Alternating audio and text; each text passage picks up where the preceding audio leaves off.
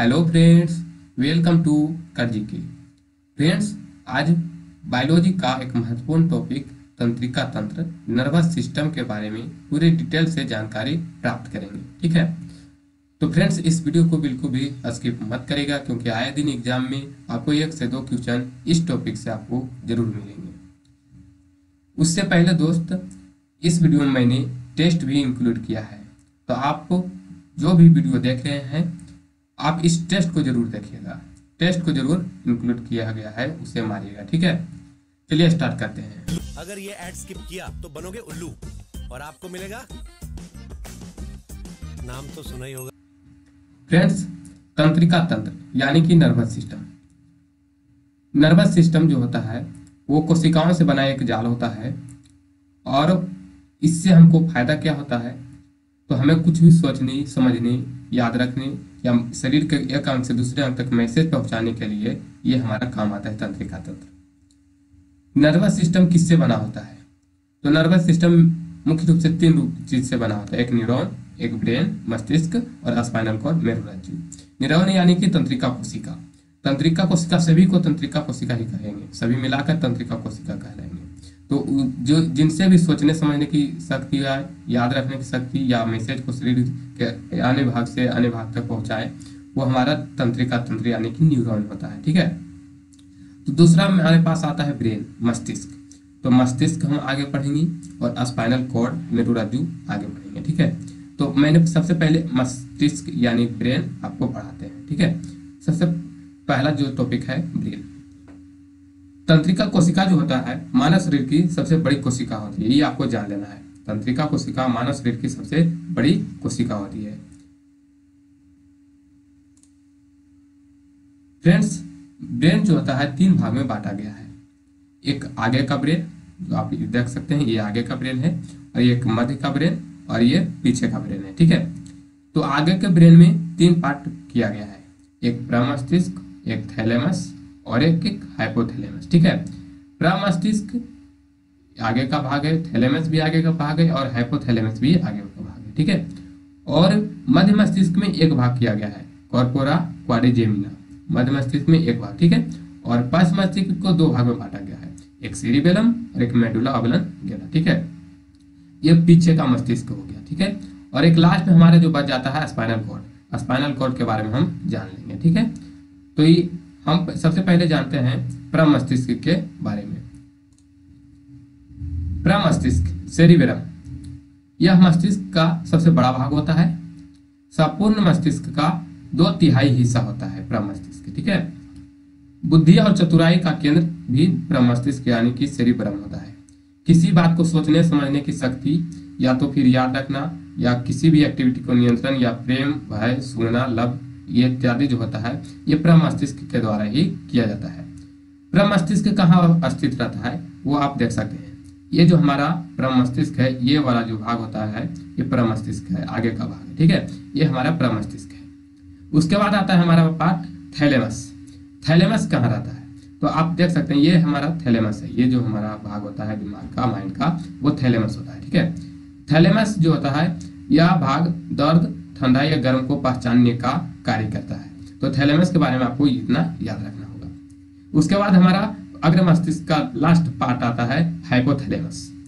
अग्र मस्तिष्क में 3 पार्ट बताया था, सेरिबेलम, थैलेमस और हाइपोथैलेमस। ये तीनों यहाँ पे है, सेरिबेलम, थैलेमस और हाइपोथैलेमस। उनमें से लास्ट जो है हाइपोथैलेमस। हाइपोथैलेमस क्या होता है?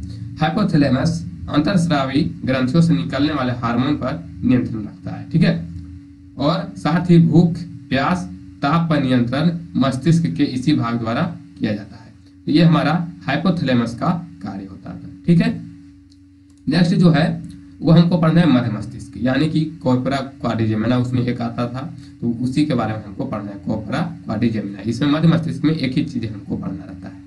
तो मध्य मस्तिष्क में यह भाग देखने और सुनने की शक्ति को नियंत्रित करता है, कॉर्पोरा क्वाड्रिजेमिना। ठीक है, तो ये हमारा मध्य मस्तिष्क है।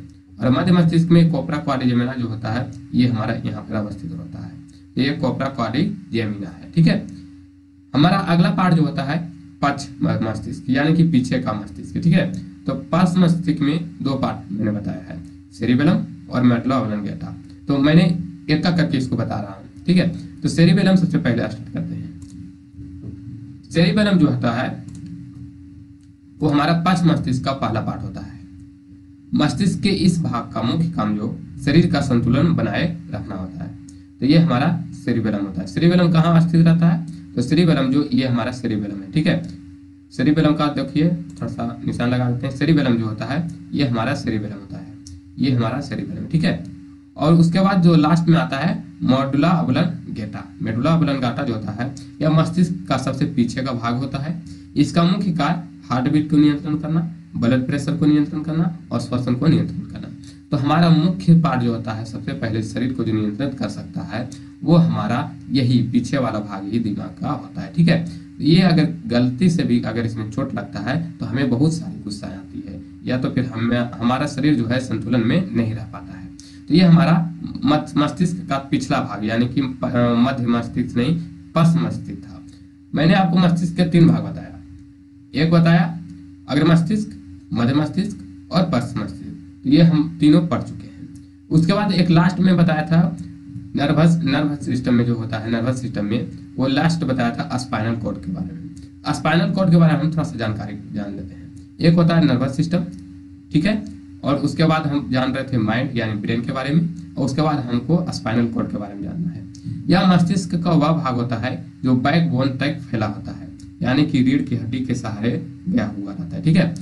इसका मुख्य कार्य जो है रिफ्लेक्स एक्शन को नियंत्रित करना है। मुख्य कार्य इसका रिफ्लेक्स एक्शन को नियंत्रित करता है, ठीक है। और जैसे कि आंखों में अगर कीड़ा गिरता है तो आंख खुद ब खुद बंद हो जाता है।